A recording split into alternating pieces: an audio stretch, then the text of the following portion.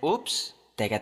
Hindi siya Amerikana, hindi rin siya Koreana, hindi isang Britanya, hindi rin taga Kenya. Siya ay Pilipina na isang morena, pwede ring mistisa, nakakagayuma. Hindi siya Amerikana, hindi rin siya Koreana, hindi isang Britanya, hindi rin taga Kenya. Siya ay Pilipina, isang Maria Clara, pwede ring chinita, nakakagayuma. Isang Pilipina na perpekto ang pagkahulma. Sa kanyang kagandahan di ka na magtataka. Malusog na puno at sagana ang mga bunga. Kaya pag nakita mo talagang ikaw ay madadala. Kaya bigla nabuo na talaga ang aking mundo. Kasi na sila yan ang pangarap ko. Binibini mahiwaga makinaka pa sa tala, talagang hindi ka maalis sa isip ko. Napakasaya pag siya na ang naging regalo. Isasama ko na siya sa aking mga plano. Hanggang sa makasakay kami sa eroplano. Kaya dapat ito siya sa piling ko.